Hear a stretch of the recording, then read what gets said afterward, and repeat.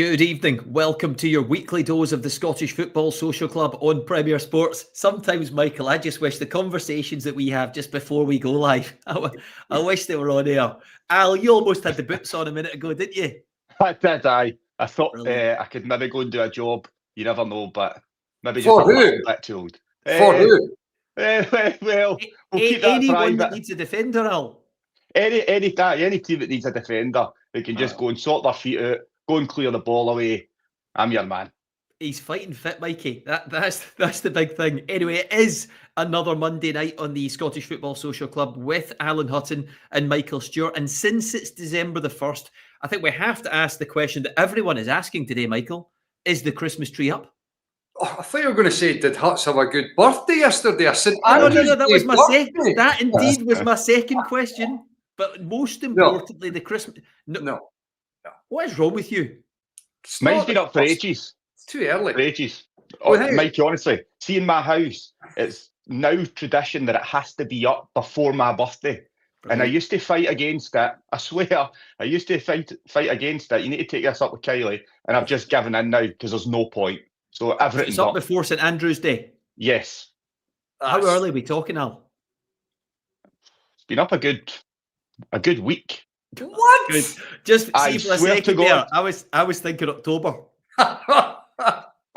See if you could get it up earlier, she would. There you go. Brilliant.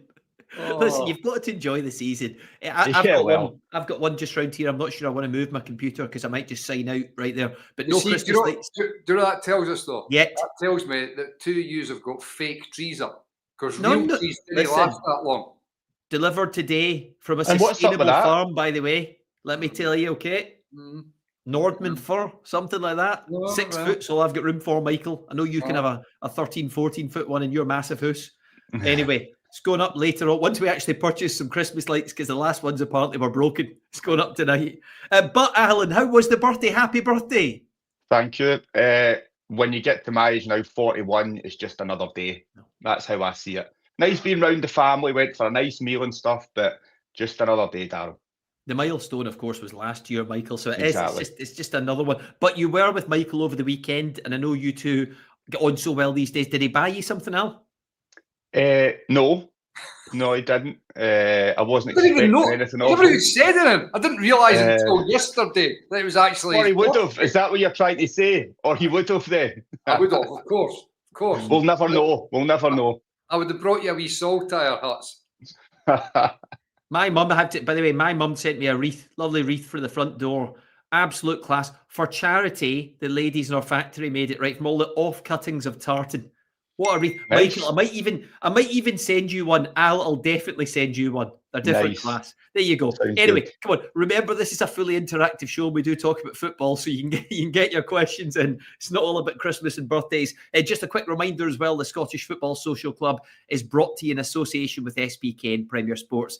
SBK, a betting app that cuts out the nonsense, just straight up sports betting for folk who actually care about the game, proper odds, no gimmicks. Al, I think we better get on to the football. Let's start then with the Saturday matches. Dundee against St Mirren. St Mirren with a cup final ahead. Dundee, we were talking about on the show last week, need to find that sort of big game, that big performance, and a bit of consistency. This is a big result for Stephen Presley, isn't it? I thought it was a huge result for them. I think in terms of the game, both really needed a big performance. And with everything that's going Dundee well against them at this moment in time, the losses, to have obviously your experienced player in Clark Robertson giving the ball away, Mandron takes it really early, good finish. They could have easily crumbled there, Darrell, to be quite honest with you. There was booing in the stadium at that point, Al. Exactly, but they didn't. So they showed, I thought, great character. It wasn't long between the next goal. They got back into the game really quickly, which I think helped them. The thing for me is Dundee, we've seen them play really well. The game against Celtic, I thought, was a brilliant performance, but it's just the drop-offs too big from game to game. But they've shown that they're more than capable. Yeah, they get a bit of luck here, Gogic sliding it into his own net. But because they get that goal quite quickly, I think that lifts the stadium, it lifts the players. And they went from strength to strength. And even though St Mirren haven't been on a great run of form, they're still a difficult team to play against. Yeah. So like I said, they showed great character. I really like Shamal George in goals, but I did question when I seen this strike, could he have done a little bit better? It's at his near post. Look, it's a good strike, don't get me wrong.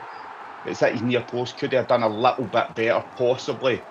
But the third goal for me, I mean, Wesley, that was the one. I think that just put the icing on the cake for them. And hopefully that breeds a little bit of confidence back into them that they are more than capable of taking points off decent opposition and then go from strength to strength now. Yeah, Michael, we'll come back to St Mirren in just a moment because this is a brilliant goal that finishes off the game, Joe Wesley. Yeah.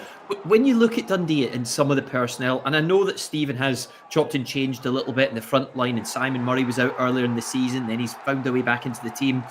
Just there's a fair amount of quality and talent in that side. So why haven't they been more consistent? Well, I mean, not that I would disagree with what you're saying, but you've got to think about, and look, we've spoken about this at length. I mean, that is a great goal. It really is. But we've spoken at length about the turnover that happened at Dundee in the summer. So not to just, write it off and say, well, of course, it's going to take a long time. But I think inevitably the turnover of players, the change in the managers and the coaching staff, it does take a little bit of time to settle in. And also, I mean, with the greatest of respect, it's not like a huge turnover of players, but it's undoubted ability of guys that you're spending, millions on. You're talking about, yes, there's quality there, but there's a lot of them are still young guys that are taking a bit of time to get used to, what's expected of them. But, Hutz hits the nail on the head in regards to clearly that they're capable and good performances are very good, but then the drop-off is quite dramatic. I mean, Clark Robertson's, mistake for the first one, it's incredible because he's a good player. And Stephen Presley spoke highly about him. I remember talking to him just after the Celtic game, and he was talking about what a great leader he is and a great character. So when I saw that happening, I'm thinking to myself, it's a bit sort of perverse, but you're thinking if it was to happen to anybody, you would want it to happen to him because he's a leader. He can take that on his shoulders. And I thought his overall performance was pretty good, bar the fact that he'd obviously gifted that first goal there. So I've just said sort of Dundee at times a bit of a head scratcher, Al. What about St Mirren then, since getting to the Premier Sports Cup final? I mean, there's such a huge game ahead. You think players should be playing for their places. Yes, the goalie should have saved one of those 3 goals, and defensively, they looked a bit sluggish and standoffish at times, actually. When you watch the extended highlights of that match, Stephen Robinson saying after the game too that he's had to warn the players, keep playing like that. They'll be in a relegation battle. How great is the level of concern, do you think, for the St Mirren fans, Al?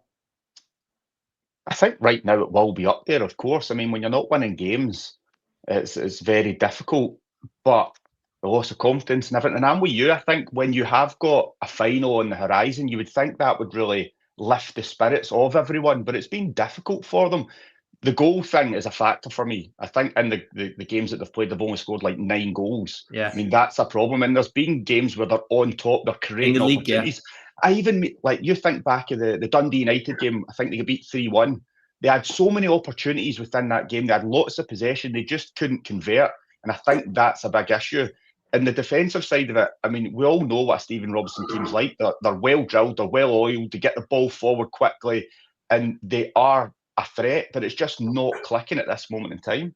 Mikey, I don't know, Mikey, when I watch them, I think they're going to be totally fine. I'm not sure it'll be top 6 again, but I think they've got enough quality to push for that. But I also think they've been really unlucky. Some of the decisions we've talked about, that the Hearts game, for instance, who knows, that might be 3 points in the bag, that offside question mark against Hibs, others as well. A lot of St Mirren fans will say, and Stephen Robinson, you've heard him, will say they've been dead unlucky. And I wonder if a bit of that bad luck now is kind of almost had a hangover effect because they've not had results and it kind of spirals. Of course it is. You've just taken the words right out of my mouth. And it's not to just say that it's purely down to, bad luck. Of course it's not.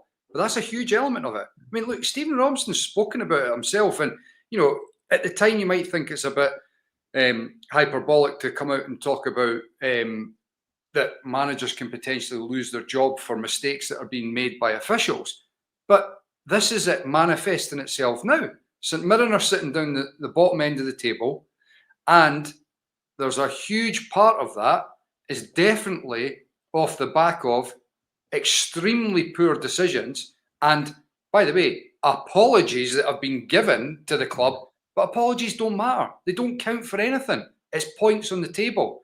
And you're absolutely spot on that once you start getting into that rut of not picking up points, even as a player, you're not thinking about, oh, well, it's all right because we should have actually got a point there, or we should have got 3 points there.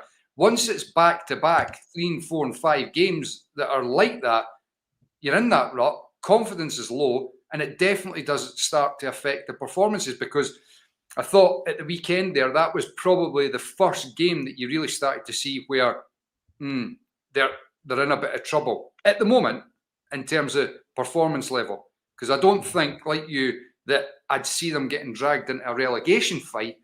But you've got to say, once you're in that position, I'm not sure they're going to be able to propel themselves up the table and challenge for the top 6 again. But look, time will tell. Yeah, there's no question the horrendous really competitive league have played its part.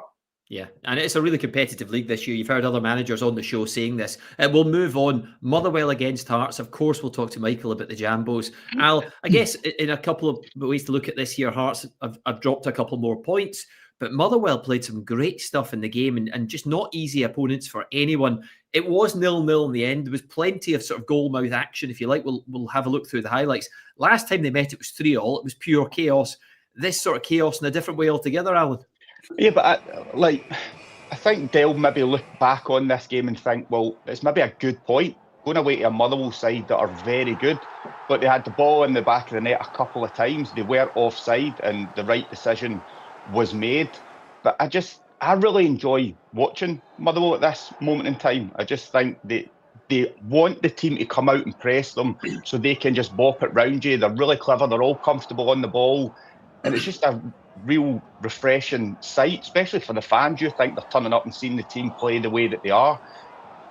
I think Hearts obviously had their opportunities as well. Probably could have got something out of it, but it's such a hard place to go. The thing for me is this is a big test for Hearts. I know Mikey will probably speak more on it, but I just think 4 of the last 5 games now that they've dropped points, and this is a big moment for them to really try and show everybody that they're capable of lasting. I know Mikey says he doesn't think they will, but we'll see eventually. But I really enjoy watching Motherwell at this moment in time. First and foremost, Motherwell, Darrell, right? Just reiterate everything that Hutz has said. They're a breath of fresh air. Yeah. Jens Petter Lasku is, I just think, I've got so much time for what he's trying to implement. You're talking about, a real top-class side, by the way, that play really good football. And I'm delighted to see that they're, getting the rewards for that in regards to the points they're picking up. They've got themselves up the table now, challenging for obviously European spots. And I would imagine that they're going to be around about that area when the season starts to come to the business end, because they've got substance. This is not a flash in the pan.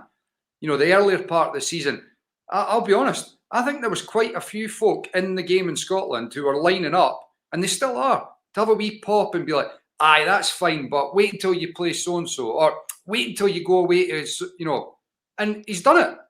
He's done it. Like, there's no, oh, we'll change a wee bit here, or we'll change there, we'll do something dramatically different. He has his style. He's changed system, obviously, like he did against Hibs. Yeah. Clear, strategy. But what he's implemented is brilliant for... And quickly, by the way. Brilliant. How quickly you've done it. Yep. I mean, that's the thing for me. Just a brilliant week when you take into the account the Hibs result as well. Eli Just was superb. But also defensively, Michael, yes. Stephen Welsh, what a pickup he's been for them. Well, also it shows the glass ceiling that is put in place in Scottish football by so many clubs, and ultimately there are so many players that at a young level, they hit that glass ceiling, and then when you don't have that momentum in your career in those early years, your career can taper off and can never fulfill its potential. Now, I'm not saying that Stephen Welsh is going to go on back to Celtic and play at the highest highs, but what he has shown at Motherwell is this is a guy that is more than capable of playing top-flight football, and the way he's playing at Motherwell, you'd suggest that somebody at that age, they would have a big move in them. So this is a guy that was at Celtic, and granted, he was in and he was out, he had injuries, didn't quite, take his chances when he got them. But this is a player at the right club with the right manager, and it's brilliant to see a young Scottish player flourishing like that. Yeah, Paul McGinn was exceptional as well alongside him. But when you think just on Celtic, what they've done throughout this season, it feels a long time ago, but this is no disrespect to guys like Dane Murray, but when youngsters were getting their chance in defence and Stephen Welsh is out on loan playing well for Motherwell, I'm not sure. It's a little bit confusing, Alan. Sometimes it's good, though, for your development to go out, like Mikey was just saying. There comes a stage where any youngster's going to say, right, well, is it more beneficial for me to sit here at a big club and be in and out, or do I go somewhere, play week in, week out, and develop a lot quicker? And I think that's what he's done, and it's going to stand him in good stead moving forward, in my opinion. I think he's made the right decision. For sure. Right, on to Hearts. What do you make of it right now? Shankland was back in, close to a goal. If only we had goal line technology, by the way, and proper cameras down those goal lines, Michael, like we said, that get a proper VAR system in, we'd actually know, because it's very difficult to tell. But listen, what did you make of what Hearts produced overall? I think, what was it the manager said, that sort of lost a bit of their swagger, and I think that's pretty accurate. And in terms of as an attacking force, definitely just looks like it's off slightly. I think, look, I've gone on about this all season long. The right side is a major issue for Hearts in terms of it's been makeshift, and they've done very well to get through to this period of the season without it being a bigger problem. McEntie's done a great job filling in there, but that's not his position for me. And then obviously right midfield's an even bigger issue because they don't really have anyone that's nailed that down. So in centre midfield, I've always felt the need to strengthen there. Ajew came in, but he's been one injury after another. Yeah. And Ingham's injured now as well. So I think he's a huge loss, Michael. Just the last few games watching that midfield. He is. So the concern is that they've got a massive game. Well, I say a concern, but it's not so much a concern. They've got a massive game coming up on Wednesday at home against Kilmarnock. They have to get 3 points. I mean, that's just a given. They've got to get 3 points just to get a little bit of the feel-good factor back. And January can't come around quick enough with regards to Chesnikov coming in, and they need to go and recruit a right-back and possibly a centre midfielder, depending on what the situation is with Birmingham. But if they're able to get a right-back, it could free up McEntee to maybe go into the middle of the park. But they're the key areas that they've got to look at. And the rest of it, I've not got a major concern with in terms of, you look at the team as a whole, it's strong, it's competitive, it's solid. Perhaps they need to change things up a little bit up top. Braga maybe needs a rest. Kabori's there, ready to go in. I'd like to see him alongside Shankland maybe on Wednesday. But yeah, Hutz makes a good point. A point away against Motherwell at Fir Park, the way that they are, is not bad. But the problem is it comes on the back of the defeat at Pittodrie, the draw at home against Dundee United, and the draw at St Mirren a couple of games before that. That's where the issue is. But in isolation, it's not so much a problem.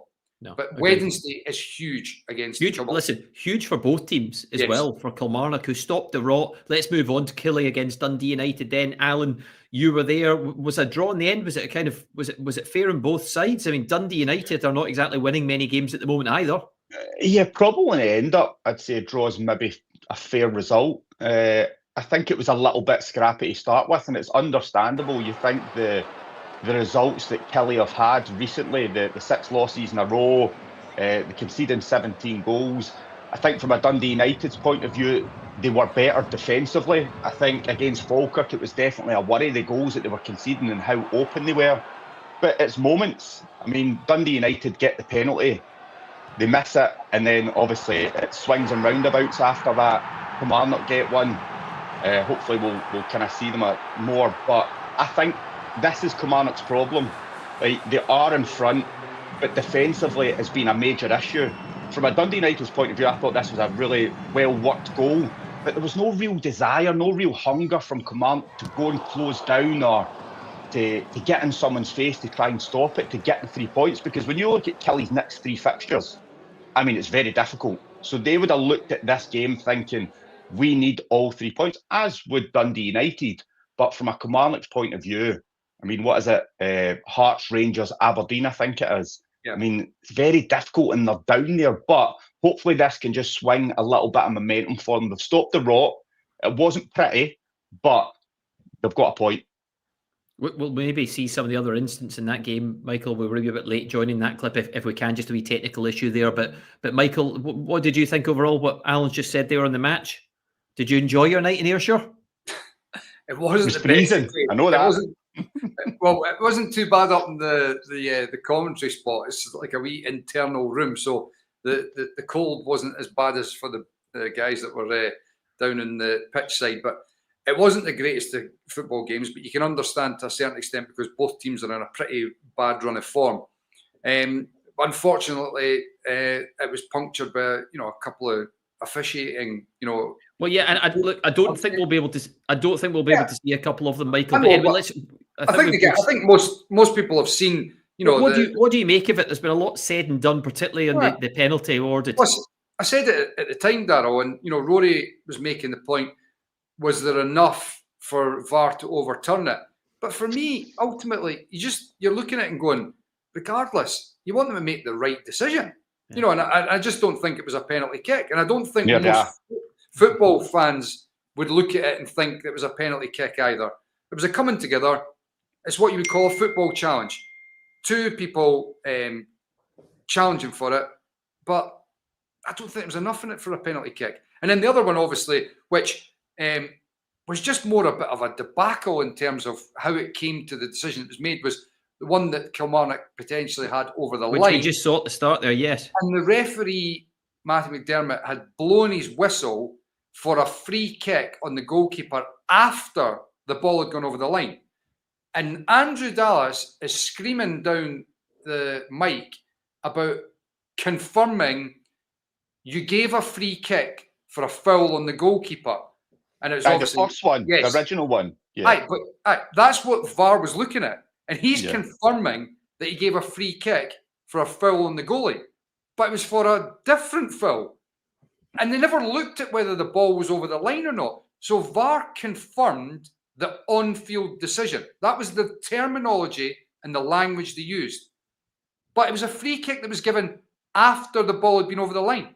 So it's just a shambles. So you're suggesting they got the right decision in the end, but slightly fortuitous again. But this is exactly, Darrell, and this is a recurring theme. They make a mess of it, but we got the right decision in the end. But the point is that they're missing the whole issue. They're making a mess of it.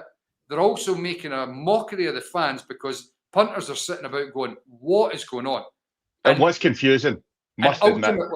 Ultimately, there will be a serious issue one day when we get the wrong call, ultimately. This is a penalty. It took... Dennis does brilliant. It does really well, actually. But they started looking at... They went, we're checking an offside. They spent a minute or so, and then they came back and went, oh, he's not interfering with play. Penalty. You were the one that brought up the suggestion that you were checking an offside. How about just don't check it, because you can see that he was not interfering with play. And it took too long, it becomes convoluted, neither is here. I think that's two people going. There's always going to be contact. It's a contact sport. There's always going to be a coming together. I think Marley Watkins is really clever that he feels the nudge and he goes over. I don't think that's a penalty. I don't think it's enough. Bruce Anderson gets the rebound. Dave Richards unlucky.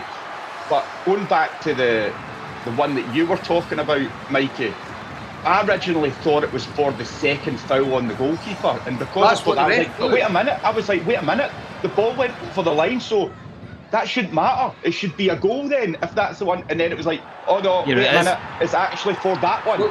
Play on. We thought it was for there. Now he's blown his whistle. Now for the second challenge on the goalkeeper. But for me, that is a foul there. And that's what VAR was looking at. The ball's over the line, play on for ages, but I think that is a foul. Marley Watkins has wiped out Dave Edwards, right? Yeah. But that's not what the ref gave. But that's what VAR was looking at, and VAR confirmed they got to the right decision, but It wasn't actually meant. They did. They got there in the end. And just will we see the highlights going through again, Michael? So, look, the rot has stopped for Kilmarnock, which they needed to make sure that happened in this game. For Dundee United, loads of talented players as well. Had a good, real positive start to the season. But I think it's 1 win in 8 now. Next up, live on Premier Sports on Wednesday, Rangers, which is a huge game for both teams. Well, that could be anything, that. Yeah. That is going to be a very, very interesting game on Wednesday night. Looking forward to it because, I mean, look, as much as Dundee United have, not been in fine form, you can't exactly say Rangers are in blistering form either. At Tannadice, raucous crowd, live on the telly, that's going to be a tasty game. And they're more than capable on their day. I think when you look at the front three, the way they play, they get balls into the box, they really put pressure on you. When they're on top form, they're a match for anybody. So I genuinely think this is a really tough game for Rangers Wednesday. Yeah, and Dundee United made the goalkeeping change that I think we all expected that at the weekend. And just a few players coming back into the squad as well, Michael, starting at the weekend who'd been injured. And Jim Goodwin's been saying this, but I think it was Strain, Waters obviously up top, and Graham as well, the captain, back in, which is going to help them moving forwards because it does look like there's plenty there in that squad for them to get good results coming soon. So we'll see what happens on Wednesday. Let's move on to the Sunday matches then. Should we begin with Hibs against Celtic, Michael? And it looks like Martin O'Neill's reign just goes on and on. Who knows when it's going to end, because we believe it's Wednesday, and then there's a huge game against Hearts around the corner. Bringing a new manager in for a game against Hearts and then a cup final around the corner seems a little bit of a risk, especially because Martin O'Neill's doing such a fine job. That result, that Dutch delight as well midweek prior, but another good win at the weekend. Yeah, I mean, it's quite incredible, isn't it? Yeah, and not easy fixtures that Martin O'Neill's been in charge with them. I mean, there was a lot of chat. I mean, this is an unbelievable ball from Mickey Cadden. I saw quite a few folk critical of Martin Ballgate, but the difficulty is he's having to get his body in front of the defender and the ball's almost under his feet. It's very difficult to be able to get it out and get it on target. That's the classic shooting yourself on the foot, isn't it, really, from Hibs? Hibs are a real conundrum for me just now because there's many aspects of the side and the team as a whole that I look at and I think they're good, they're better than last season, but they're just constantly, it feels like, one step forward and 2 steps back, not being able to build any real momentum. And I just, you wonder, when you're not getting results, obviously it gets scrutinised even more so. I just wonder whether they're lacking a bit of horribleness in their team. That little bit of grit. What a goal that was, Michael, by the way, start to finish. Engels is obviously, I mean, he clearly wasn't quoted under Brendan Rodgers. Martin O'Neill's come in and he's come to the fore. Now, I know a lot of people still question the transfer fee, but I do think that his physicality and athleticism helps Cal McGregor in midfield. Because before, I thought Cal McGregor was feeling a little bit overrun. He was a wee bit isolated. But I think with Engels, he brings a better balance to the midfield. I also think it's a smart move to have Luke McCowan in the team because he can play out there. And brilliant in that forward area, wasn't he? Against it was good against Feyenoord. It's been a problem position for them. This one, I mean, look, my thoughts on the handball law. I think he's unfortunate, but I can totally see why the officials have given it. And by the way, he said after the game, Michael, he was very honest. He said after the game that his arm did slightly go towards the ball, so he expected it to be given, which was, well, that's saying it all, I suppose, if the player thinks that. Yeah, I know. Do you know what I mean in terms of, I think he's still, it's unfortunate, but it's not I don't think it's a horrendous decision from the officials. Totally understand why they've given it, but I think personally, it's still a little bit unfortunate. That, I mean, this game, Hibs, they're caught. Chris Cann's got to score there. What a score! They still did enough in the game, Hibs, to get something out of it. They played some really good stuff at times. But it's another big game that they've got nothing out of, and that's the concern for Hibs. That there's just been too many of them this season so far that they've come on the wrong side of the result. And for Celtic and Martin O'Neill, there's a bit of a clamber you can see from supporters to keep him. till the end of the season, or to keep him at least until the cup final. And you can understand why. You can really understand why. There's a comment saying he's playing mind games. I don't know, because it does seem like Wilfred Nonce is eventually going to get done, Alan, but it's taken a while. It is taking a while. And, is it a good time to take over? Yes, because, listen, Celtic could be top of the league again by the end of the week by the time he comes in, with a game against Hearts to come and a cup final round the corner. But not a great time if you don't make a flying start. Hutz, was that for you? No, my whole thing just froze there. He was so panicked. He was so panicked, Darrell, when you said they were going top of the table. It was like, I'm freezing this. I actually did think it was just pure denial there. I was just saying it could be a really good time to come in as manager, because who knows, Celtic might be back in top of the league by the time Celtic play Hearts next week in a cup final around the corner. But also, if you don't make a flying start, then not ideal at all. I don't ever think Celtic were going to go away. They were always going to fight and get back into this. That's just what I felt. I think they probably don't have the quality they did last season, but they're still good enough. And they've showed that. The Feyenoord game, I thought they played really well in spells. Some of the goals were excellent. And then especially that second goal against Hibs, it started from Schmeichel, ended up with Engels scoring. But from a managerial point of view, I mean, if the Nonce deal does take a little bit of time, you've got a guy there that's been there, done it, bought the T-shirt, won trophies. He knows everything. He's done really well. So it's in safe hands at this moment in time. Of course, not for the future, but it probably adds a little bit of pressure. Nonce comes in. He wants to play a certain way. The formation that he works with is different from what they're used to. I can't imagine I'm going to apply that right away. But there's some huge games that he would have to hit the ground running and win. So, but it puts a little bit of pressure on him as well. I thought it was quite funny. Did you see Mark O'Neill's comments about it was him that had actually hidden the paperwork to delay it a bit longer? He's some man, to be fair, isn't he? He is. He's brilliant value, Al. Honestly, he's so good to listen to, and he's just so honest at the moment as well, which is great. Scales is playing well in defence. Maeda looks as if he's close to getting back to that top form. We've seen it maybe sort of on and off at times this season, but consistently good in the last few games. Again, excellent in the Netherlands midweek. And what about the Scottish Cup draw, Michael? Auchinleck Talbot against Celtic. I mean, Celtic, Alan, heading down the Ayrshire way. What kind of reception will they get? It'll be a rough one, I'd imagine, going there, to be quite honest with you. It'll be spectacular for them, I'm sure. But what a fixture, Al, honestly. I was buzzing.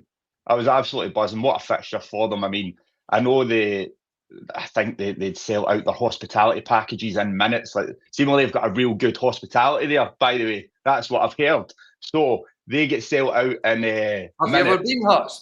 No, I've not, but I know a lot of people that have been, and they say it's well worth it. So there you go. Is it one of them you go in on match day, you come out the following day? You come out 3 days later. I think that's how it works. But no, I think it's a brilliant fixture for them. Everybody will enjoy it, and hopefully we can be there and see it. That would be obviously brilliant. Maybe it'll be on maybe Sports to be confirmed, Al, on another day. But that's what the Scottish Cup's all about, Michael. Just one other incident I just want to take you back to. I don't know if you saw this in the Hibs against Celtic game. I think we've got this up our sleeve here. Colby Donovan had quite a bad tackle on Jordan Abita in the first half. And I know there's some referees on social media saying that this should be a red card. I don't know. I've seen it a few times, Michael. I don't know if it's a clear red, is it? I think, in fact, I'm not sure it is at all. I think if he'd been shown a red, I don't think there's any doubt. There's no way VAR are overturning that. No chance. I think that's right on the borderline. I've got to say. You know what probably saves them is the fact that Jordan Abita's right foot is just off the ground and he's motioning to move, so he catches his foot. If Jordan Abita's right leg is planted and it's his left leg that's moving forward, that's a potential leg breaker, and it would be 100% a red card. I think you're spot on. Actually, when I've watched it, because Abita's foot's off the ground, it probably has saved him a little bit there. I don't know. It doesn't stand out, some of the incidents we've talked about, though, Michael. It doesn't stand out like a shocker, is it? From the referee's point of view, I mean. It's not a shocker because I think it's borderline. As I said to you, had he been shown like the red card, I don't think there's any way that was getting overturned. It's forceful. He flies into it, and it could easily have been a red. But like, if I was to be put on the spot, what do I think the right decision is? I think it's probably just a yellow for the reasons that I just gave there. I'm the same. Mikey's kind of spot on. See, because his leg's up and he does catch him, I think a yellow card's enough. If it was planted and he catches them in the same kind of area, then you're struggling. You're looking at a red card. Thankfully, I'm not playing anymore because I used to do them all the time. There's a lot of comments on that. Also, a lot of comments, I believe, coming in from Hibs fans. I'm told you can see some of them on screen now. Hibs need to learn how to win 1-0. Game management, I think, has been discussed there. Mistakes being made. The ball to Chaiwa was never on. That should never been get. It should never have. Salinger should never have given him the ball. You can see Hattati's right up against him. Like, just take a wee moment. There's no need, because then you compound it by conceding another goal, and then you're effectively out the game. It's brilliant playing from the back and want to do the right things, but sometimes it's just not on. Just go longer. So it just didn't need to happen. That last comment there, Michael, about needing more leaders, I mean, is that fair, do you think? I know Grant Hanley was out, but of course, he'd made mistakes in the previous game, got sent off. It's like I was saying before, like, when you're not getting those results, especially in the big games, everything's going to get scrutinised. But you can only say it for so long, but then it needs to be backed up with big results. I look at Hibs and I really, really like the squad, and I think they've got good players right throughout it. But then, likewise, when they don't get the big results, you then start to question yourself and saying, what is it they're missing? And like I just said a few minutes ago, maybe it's just a bit of that dig and that, horribleness in the side. They maybe just need a wee bit more of that. And I do wonder whether, I didn't hear what David Grade said about the team selection, but I did think perhaps he put Chaiwa back in the midfield just to be a bit more aggressive and a bit more athletic, whereas Barlasser's a real nice ball player. He was starting on the bench, and I did wonder whether that was his thinking. But yeah, looking at the whole full season here, I don't have major concerns for Hibs. They'll still be challenging for the European spots, but this could be a wee bit of an Achilles heel for them, psychologically as well, not getting a result in the big games. They need to be getting, a big result, and quickly. Yeah, we'll see. Onwards to a 0-0, Alan, another 0-0. Rangers against Falkirk at Ibrox. But, before we even get to Rangers, again, I saw some extended highlights in this game. Falkirk just showing again how much they deserve to be in the top flight. This is a game they could very easily, maybe deservedly, have won in the end. They played some brilliant football at times. Not that many clear-cut chances they created, but another great sort of showing by them, wasn't it? And see, the best thing I think about Falkirk, they can play better. Yeah. I don't think that was them, top level. Yeah. I mean, the counter-attacks and everything last week against Dundee United, they punished them. They were so good that all looked comfortable in the ball, confident.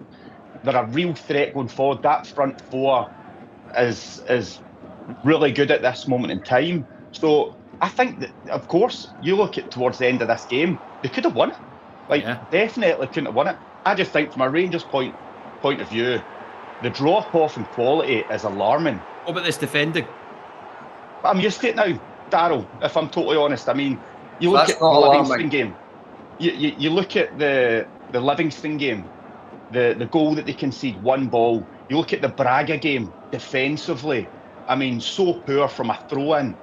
Even this game at times, defensively, it's been a running theme all season. Defensively, not good enough. The forwards, nothing seems to be clicking. They all need to do way more. Games just pass them by. The likes of Asgard, Ant-Man, Miovski's a shadow of himself. Chermiti doesn't look like a striker. The only one bit that I can say is the midfield looks relatively strong. If you've got the likes of Baron, Raskin, well. Yeah, but they're very similar. Yeah.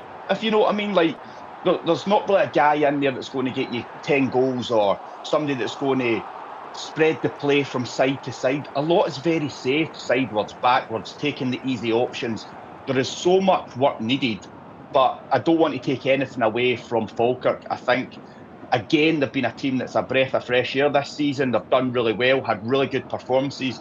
They've got a particular way of playing, and they stick to it, and they're very good at it. So they deserve that and probably could have got more. 100% right on Falkirk. Bayrami was a positive, I guess, for Rangers, Alan, but maybe that just says it all. Yeah, maybe hot and Couple of cold a moments little as well from what you're saying. But considering the fact doesn't feature in a lot of the games, European games, he's not even in the squad, is he? In the Europa League, what? And then he comes on and at least makes a bit of a driving difference going forwards at the weekend. I mean, maybe it says it all. Danny Rule, he must be wondering, who does he start? No, because he's going through his squad now and he's thinking, I've given all these guys multiple opportunities. He looked frustrated after the game when he was asked a question about what's going wrong, what needs to be done. He's given all these guys within the squad opportunities. He's done this traffic light system. I would love to see it. I know we never are. I'd love to be able to see it because the quality is lacking. And now it's Bayrami's turn. Can he go? Can he do something? He had some moments where he drove 1v1s, he looked okay, but he doesn't do it enough. Ant-Man, Victoria Pilsen, I think, was his last really good game. Doesn't do it enough. Asgard, for the size of him, technical ability, doesn't do it enough. You can go through them all. I mean, the question there coming in, I mean, look, Asgard, Ant-Man, Chamiti, would they get in another SPF? Right, and this is the problem. Should ask Hutz about his traffic light system. He was running through it on Saturday. There was an awful lot of red in there, Hutz. What do you mean? Don't you start? What do I not know, Alan? Oh, we're doing our own traffic light system for squads. But look, they need. I just look at guys like Asgard, Ant-Man, whatever, and people are talking about January's massive. You can't just add. Players need to leave as well. Yeah. And how many more chances can you give guys like that? Some of the ones you've just mentioned. Mayovsky looks like a different player. He looks miles off it as well. How many more opportunities do they give players like this? Danny Rule's quite clear. He did a squad review. That's probably why there were board changes. He knows what he wants in January. Like you've just mentioned, very hard to do it all in one window. But how many more opportunities do you give some of these players? And which positions do you have to target immediately in January? All of them. No, but seriously, I mean, you need a striker. You get rid of Dessers, and the question mark was over him because he missed a few chances. At least he was scoring. At least he was in the right areas of the pitch. He might have missed a few, but we can deal with that. Centre back's an issue. Left back's an issue. You need somebody else in at right back as well. Tavernier's not going to go on forever. Are the wingers good enough? You need a number 10. You need a creative midfielder. There's so many. It's true, I should have asked. Is there anything they don't need? A goalie, aye. No, but seriously, Darrell, this is why I'm saying to you, after the game, the manager's starting to look frustrated because he's going through his squad, he's analysing it, he's giving them opportunities. There's probably guys going in there and saying, Gaffer, chapping the door, why am I not playing? All right, well, I'll give you a chance. That's why you're not playing. Honestly, there's so much work that needs done. And if you literally had taken the names away from those clubs with the score, you wouldn't know who was Rangers and who was Falkirk, really. Do you know what I mean? That's just not the way it normally is at Ibrox. I actually wondered when Scott Arfield came on, Michael, would he do a better job up top for Rangers right now than some of the players they've actually got? Because he's got a bit of know-how about them, and that's maybe what they don't have much of at all. Hutch could go back in his right back cover for Tav. Listen, he said already, get the boots I'll on. Play centre half. Play centre half. I mean, look, everyone Hutch says it. I mean, it's clear as day. Everybody can see it, and Alan's spot on. There's a serious rebuild that's needing to be done. But the biggest issue is moving players out. And by the way, it's no easy because all you need to do is look at Danilo. I mean, how long's it? I mean, is this Danilo's third or fourth season at Rangers? Something like that. And you would imagine that by Michael Beale, 6 million, by the way. You would imagine that they've been trying to move him on in the past, but can't. Then you look at who else they've got. Bayrami from last season, not really featured, and you would think they try to move him on, but they can't. So you look at the recruits that are coming in summer that we're all talking about, that we can all see are not going to work. Well, does that just get stockpiled and 2 years down the line they're still there, but you've just brought in others that are ahead? It's a costly window that has shown very little productivity. And I go back to what I said before. The arrogance that was in that building with regards to anybody that was already at the club or anybody that was playing in Scotland was absolutely staggering. how you could turn your nose up at Vaclav Černý is beyond belief. To have a deal on the table ready to go and think, no, we don't want him, we'll go and get Oliver Antman. I mean, come on, seriously. You're talking about $1 million or $2 million of a difference in a transfer fee, but you're talking a light year ahead difference. Černý, who'd already been at the club, was a main go-to guy. And you're thinking, that's just not, I mean, that's nonsensical. And they also, listen, they needed a left back. Guys like James Penrice were potentially available. Look, the list goes on and on. Chermiti, 8 million plus. Lauren Shankland was available potentially for free. I mean, I don't know, Al. That's got to be one of the worst windows in the history of the football club. It's up there. And I think I asked you last week how far it set them back. You'll probably only know that after January and after the summer. Yeah, but I think we all knew that it wasn't going to be a quick fix. Even if they got it right in the summer, they would have still had to continue to build, in my opinion. This has set them way back. And a lot of what Mikey said is there as well. These guys have now got longer contracts. You can't get them out. You need to move people on to get some in. For me, the start of the season, it was crying out for players to come in that were going to affect games and help them win games now. Yeah. Not for future to sell on and make money. That can come later. You needed bodies in there that were going to strengthen you right now to go and compete. They never done it. They went a different direction. It's not worked. It's going to set them back. We'll find out soon enough, but it's going to be very difficult. But that's what it was screaming out. A manager can come in, has to win games of football instantly, has to compete, and to do that, you need ready players now, and they never done it, and that's their biggest mistake. Yeah, I take the point there by Kieran Adam. Danny Rule, Michael's going to say that January is the start of a major rebuild. He's got no choice. Exactly. I mean, you're absolutely spot on. But I think what Kieran's trying to say there is that January is not the ideal window for that, and he's absolutely spot on. But look, needs must for Rangers, and you know the centre half situation is dire because it's a real issue about how long are Suter and Cornelius going to be out. Giga and Fernandes you cannot build any success on a centre half pairing of that. That's just not going to happen. And then you look at the likes of Max Aarons, not good enough. End of story. Magoma, he's a youth team player with the greatest respect. Got a lot of quality, but he can't defend. So there are gaping holes all across that Rangers side, which leads me on to what we've spoken about at length before. For me, and I've said this all along, the real carrot for Hearts is to get second in the table. And that, in large part as well, will be down to the mismanagement that has gone on at Ibrox in the summer that gives Hearts the opportunity. They have to hope that Rangers made mistakes, and they did. And Hearts have to have done a lot of good things, which they have. And now I think they've got an opportunity to drive to get that second spot. And look, if miraculously things happen that they're still in a title race, then great and brilliant. But in the real world, I think second is an aspiration that Hearts can look at and genuinely target, because Rangers and the arrogance that was in that club in the summer has opened a little window of opportunity for Hearts. Agreed. Let's move on to the last game then. Aberdeen, 1-0 to Aberdeen. It's something you're getting used to domestically at the moment, Alan. Not playing scintillating football, but we did say a few weeks ago they needed to start winning. And after the disappointment against Noah in Europe, which was just what an opportunity that was missed ahead of what would have been such a great night against Strasbourg, but then drawing that game, dropping 2 points, leaves them in an awful position. But domestically, at least, Alan, it does look like they're turning things around, heading in the right direction, maybe not playing the football their fans want to see, but winning.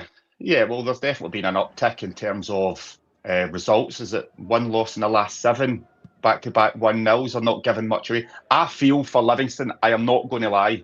I think they've had some difficult decisions go against them. I thought they played really well, actually. They got the ball forward, they held it up, they created problems. And they probably, knowing that Aberdeen had a difficult game on Thursday, maybe the kind of low from that, not being able to win, they try to take advantage. But it's things like this, defensively, you have to do better. Kerry has to just tick it out if you have to. And then it leads to the winning goal. And Aberdeen are able to see it out. But I thought Livy done so many good things. They just need something to fall their way. I mean, they haven't won a game of football in a long period of time now, and that's why you can't make mistakes like that. Exactly. So at the back, you need to be strong there. Just clear your lines. Don't take any risks. And unfortunately for Livy, it leads to a goal for Aberdeen. But look, they'll take it. I don't think it's been scintillating football that they've been playing, but they're getting results, and that's the main thing. If you're getting results, you can build on that, and it starts to grow the momentum. So feel for Livy, but look, it was a good 3 points for Aberdeen. Nicky Devlin against his old team, by the way, Michael. How many times did we speak in this show when Devlin wasn't in the team or on the bench, occasionally not in the squad? I know he had a couple of injuries, but we said, surely a guy like that, who can be a warrior, by the way, who puts everything in the line, that clearance, by the way, as well, after I think you made just after he scored, sums him up too. But Michael, I don't know how a team like Aberdeen can't find a place for him every single week, which clearly now they are. Yeah, of course they are now. But yeah, I mean, latterly last season and, you know, the start of this campaign, there was... After signing Jensen. Yep, it wasn't happening, which, we're in complete agreement on that. I'm flabbergasted because he's the sort of guy that you need and want in your team. He's a leader. And in the dressing room. And he's got quality, you know, as a defender as well.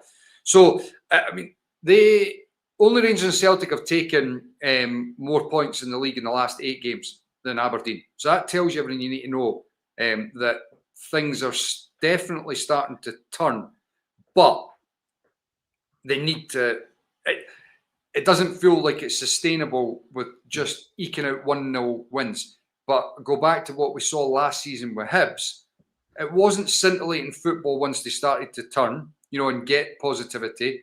That just comes, like Hut's the same, once you've got results, buys you time to find the right, you know, dynamics in the team, and confidence grows off the back of that. But the key is that they continue to try to find a better flow to their game, because it is it's not pretty on the eye at the moment, and they're not creating loads. I mean, I think they've only scored 10 league goals. 10 league goals all season. But do you know what's weird, Michael? Look at the goal Nisbet took against Noah during the week. Look at the goal Lazetic was against St Mirren away, last minute to win. Look at the quality you see at times. Carlson, bags of it at times. Keskinen, I know he can have a great game and then sort of disappear, but scored a really good goal last week. To me, you look through the team and there's attacking quality there. Yes. Stuart Armstrong, by the way, you know, when he can get into the box, and I could go on. So I don't understand why they're not fighting. I know they've changed the system, but I don't understand why they can't start being better in the forward areas too, and then maybe it could all come together. Yep, but as I said, when you're winning games, it buys you the time to be able to do that. It does. But it needs to definitely start to evolve. But one thing's for certain, I mean, over that, you know, the course of the last 8 league games, they've really started to get themselves in with a shout of challenging. I mean, I think they're 4 now behind Hibs, but they've got 2 league games in hand. So, did they? Yeah. Take your word for it. I'll have a look. I think Aberdeen have played 13, Hibs have played 15. It's correct. And I think they are 17 points and Hibs are on 21. Is that right? Spot on. I'm looking now, yeah. So, you know, you start thinking to yourself, that's quite incredible. Quite incredible that they're in the hunt again, Aberdeen. Yeah. If they can continue... And good young players performing too. Yeah, Lobin's done really well, by the way. Dylan Lobin done really well at right. Well, there you go. Bob Duff from Ellen. He's right on cue there. Yeah. And Milne, of course. I mean, Milne has been a mainstay of the side, obviously, all season. Lobin's come in the last month or so. But yeah, I mean, it's great to see. Great to see. And it just begs the question of why? Where were they before? You know? Like, obviously, Nicky Devlin is a cracking fullback. Lobin is a player who, in his younger days, has played further forward. But you look at him and you think, he could play right back. No question he could play right back. And then you say, why go and spend almost 800 grand on Alexander Jensen as a fullback when there's somebody in the building that actually is capable? Yeah. I don't understand that.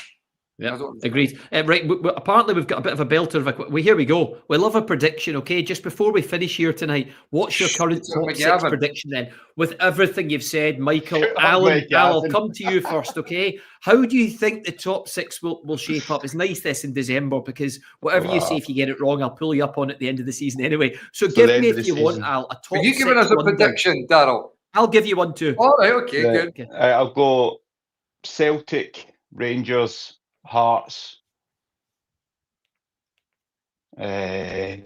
Motherwell, Hibs, Aberdeen. Michael? Celtic, Hearts, Rangers, Motherwell, Aberdeen, Hibs. Do you really want one from me? Yes. I go. Celtic. You've got to say the way Rangers are at the moment, it'll be Hearts in second place, but you don't know what happens in January. This is your choice. This is your choice. Okay, as it stands, I'm with you, okay? Not as it stands, just tell us what you think. Okay, Celtic, Hearts, Rangers, Hibs, Motherwell, Aberdeen. Right, let's split them all up. We've got no chance, do we? I think we all had the same teams in the top 6, but just in a different order. Yeah. Right? Be interesting to see actually how close Dundee United get, because I still think they've got a really talented squad, and I don't think any of us had them in there. And speaking of which, consistency though.